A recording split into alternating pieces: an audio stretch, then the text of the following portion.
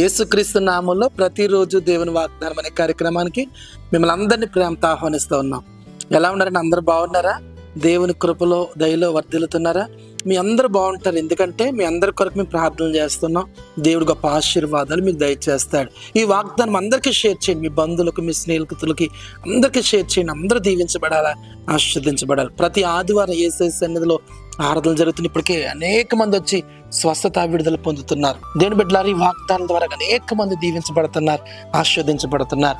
ఈ రోజు కూడా అద్భుతమైన వాగ్దానం ప్రవేశిస్తున్నారు. 2 వాగ్దానం చదువుకుందాం. యెషయా గ్రంథము 54వ అధ్యాయము 10వ వచనం. పర్వతాలు తొలగినను, మెట్టలు తత్తరిల్లినను, నా కృప నిన్ను విడిచిపోదు. హల్లెలూయా. అద్భుతమైన వాగ్దానాన్ని ప్రభు మనందరికి ఇస్తున్నాడు. నా కృప నిన్ను విడిచిపోదు. దేవుని బిడ్డ, ఎక్కడుండి మాట వింటున్నావు, ఎలాంటి పరిస్థితుల్లో ఉన్నావు, కష్టములో, నష్టములో, వేదనలో, దుఃఖంలో ఉన్నావా, భయపడద్దు. నా కృప నిన్ను విడిచిపోదని దేవునితో మాట్లాడుతున్నాడు. బంధువులు విడిచిపెట్టవచ్చు, నీ స్నేహితులు విడిచిపెట్టవచ్చు, నీ కొలిక్స్ విడిచిపెట్టవచ్చు, కానీ యేసయ్య కృప నిన్ను విడిచిపెట్టదు. నువ్వు ఎక్కడున్నా, ఎలాంటి పరిస్థితుల్లో ఉన్నా, కష్టంలో, నష్టంలో, అప్పులైపోయావా, ఒకవేళ కూరుకుపోయిన పరిస్థితులు ఉన్నా, పడిపోయిన పరిస్థితులు ఉన్నావా, దేవుని కృప నిన్ను నిలబెట్టబోతుంది.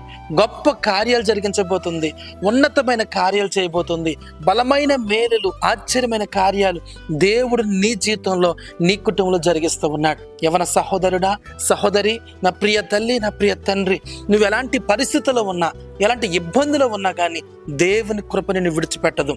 నేను ఉన్నతమైన స్థితికి తీసుకుని వెళ్ళబోతుంది. దేవుడు ఏమైతే వాగ్దానం ఇచ్చాడో, ఏమైతే నీకు ప్రాపసీ ఇచ్చాడో, ఏమైతే ప్రవచనం ఇచ్చాడో, ఏమైతే దర్శనం ఇచ్చాడో, ఏమైతే తన సేవకుల ద్వారా మాట్లాడాడో, అది నెరవేరే వరకు కూడా దేవుని కృప నిన్ను విడిచిపెట్టదు. నీ ఉద్యోగంలో ఆశీర్వాదం, నీ వ్యాపారంలో అభివృద్ధి, నీ పిల్లల జీవితంలో ఫలింపు జీవితం, దేవుడు గొప్ప కార్యాలు చేయబోతున్నాడు. నీ వివాహ విషయంలో దేవుడు అద్భుతం చేయబోతున్నాడు. నీ గర్భఫల విషయంలో అద్భుతం చేయబోతున్నాడు. నువ్వు ఊహించని కార్యం ఈ సంవత్సరంలో నీ జీవితంలో జరగబోతుంది. ఎందుకు తెలుసా?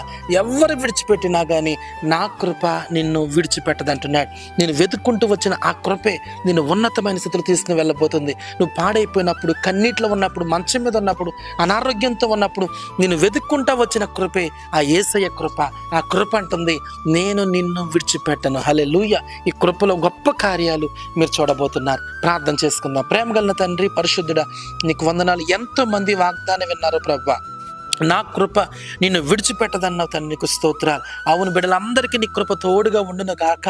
గొప్ప కార్యాలు యేసు నామములో జరుగును గాక అని పలుకుతూ ఉన్నాను. ఉన్నతమైన మేలు చేత నింపమని అడుగుతున్నాను.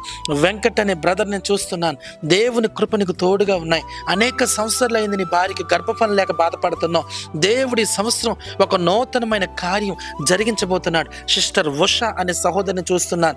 థైరాయిడ్ సమస్యతో బాధపడుతున్నావు. ప్రభు నేను ఇప్పుడే ముడుతున్నారమ్మా. గొప్ప విడుదల యేసు నామములో కలుగుతున్నాయి. బ్రదర్ వంశీ అనే బ్రదర్ నేను చూస్తున్నాను. గొప్ప విడుదల నీ జీవితంలోకి రాబోతున్నాయి. ఆయన కృప నిన్ను విడిచిపెట్టదని ప్రభు చెప్తున్నాడు. ఉద్యోగం కోల్పోయిన వారు కొంతమంది వీడియో చూస్తున్నారు. దేవుని కృప నీతో ఉంది, భయపడొద్దు. దేవుని పట్ల అద్భుతం చేయబోతూ ఉన్నాడు. మాలవిక, ప్రభు నిన్ను దర్శిస్తున్నాడు. ఇప్పుడే లక్ష్మి, ప్రభు నిన్ను దర్శిస్తున్నాడు. ఆయన కార్యాలు వెల్లడి చేయబడుతున్నాయి. ఈ ప్రోగ్రాం చూస్తుండగానే ఒక్కొక్కరి మీదకి దేవుని శక్తి దిగివచ్చును గాక. ఈ ఉదయకాల సమయంలో నీ కృప ఆవరించును గాక. మీరు దీవించమని, ఆశీర్వదించమని యేసు నామములో అడుగుచున్నాను పరమ తండ్రి. Amen, amen.